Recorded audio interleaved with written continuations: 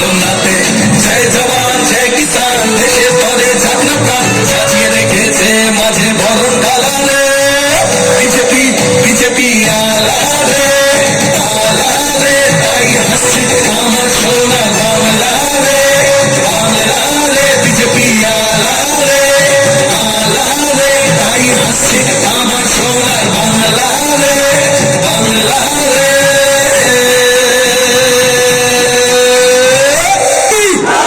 অনেক অনেক ধন্যবাদ। করা হয়েছে হাজারো হাজারো লাখো লাখো মায়ের সম্মান নষ্ট করেছে তৃণমূল কংগ্রেস। আজকে এদের 11 জন এমএলএ নেতা আজকে জেলে রয়েছে।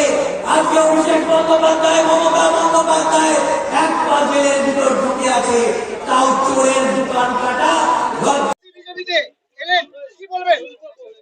দেখুন, প্রথমেই আমি আমার হুগলিবাসীর কাছে আমার ক্ষমা চেয়ে নেবো, কারণ আমার 2021-এর 23শে মার্চটা আমার খুব দুর্দিন ছিল যে আমি ভারতীয় জনতা পার্টির মতো পার্টি ছেড়ে আমি ওই তৃণমূল কংগ্রেসের চোরের দলে গিয়েছিলাম। কিন্তু চোরের দলে না গেলে তো চোর বুঝতে পারা যাবে না কে কত বড় চোর আছে। চোরের দলে না গেলে তো চোর চেনা যাবে না। দেখতে পেলাম যে এই চোরের দলটা প্যাকেজে প্রধান হয়, প্যাকেজে এমএলএ হয়, সবকিছু প্যাকেজ নিয়ে হয়। কারণ এই দলে সবটাই হচ্ছে যে তোলা তুলতে পারবে, যে তোলা তুলে চারানা নিয়ে বারানা উপরে পাঠাতে পারবে, সেই এই তৃণমূল দলের মধ্যে নেতা হতে পারবে।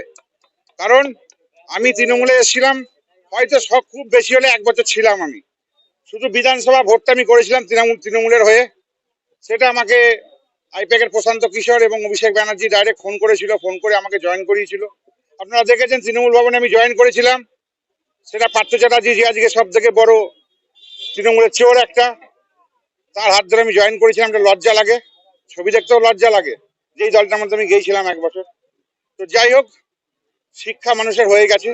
কিন্তু আজকে সন্দেশখালী থেকে শিক্ষা নিয়েছি যে এই তৃণমূল দলটা সন্দেশখালীতে যেভাবে মায়েদের উপর অত্যাচার, বোনেদের উপর অত্যাচার, যারা নারীকে সম্মান দিতে পারে না, যারা নারী জাতিকে সম্মান না দিয়ে তাদেরকে রাতের বেলা পিঠে খাওয়ার জন্য আমন্ত্রণ করে, তাহলে সেই দলের সঙ্গে আর কিছু না ভালো মানুষ থাকতে পারবে না। তাই তৃণমূল দলে আমার মনে হয় না আর কোনো ভালো, ভদ্র, শিক্ষিত এবং সমাজের যারা উন্নয়ন করার জন্য এসছে, সমাজকে যারা সেবা দেওয়ার জন্য এসছে, তারাই তৃণমূল দলের মধ্যে থাকতে পারবে। আমি শুধু এসেছি এখানে, আপনারা দেখবেন এই সপ্তাহ থেকে শুরু হয়েছে, আরো একজন আসছে খুব বড় মাথা, এটা জেনে রাখুন, নাম বলছি না, 2-4 দিন পরেই বুঝতে পারবেন কোন একটা জায়গায় জয়েন করছে।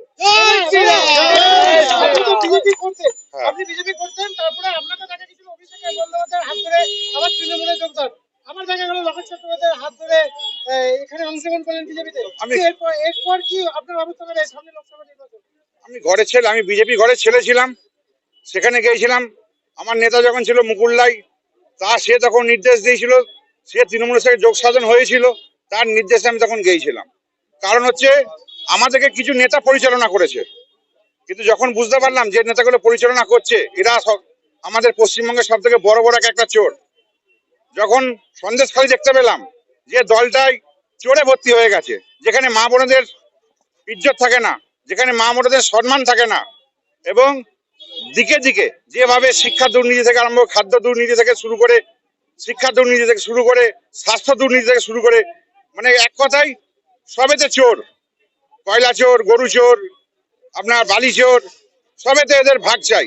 তাই এই দলে থাকতে গেলে চুরি করতে হবে, তৃণমূল দলে থাকতে গেলে চুরি করতে হবে এবং ভাগ দিতে হবে। আমার দ্বারা সম্ভব হয়নি, তাই আমি পুরনো ঘরে আবার আমি ফিরে এসেছি। এরপরে যে আপনি বললেন যে আবার নতুন কেউ অংশগ্রহণ করতে হবে, সেটা কি বলবেন, মানে কি হতে পারে আগামী লোকসভা নির্বাচন? লোকসভা ভোটের আগেই হবে, দেখুন না 20 তারিখের মধ্যেই হবে। দেখা গেল আজকে লকেট চট্টোপাধ্যায়ের হাত ধরে আজকে আবার বিজেপিতে কি বলবেন? দেখুন, আপনারা তো বরাবর দেখেছেন যে তৃণমূল ছাত্র পরিষদে এই চন্দ্রনগরের মাটিতে কি কি ভূমিকা ছিল।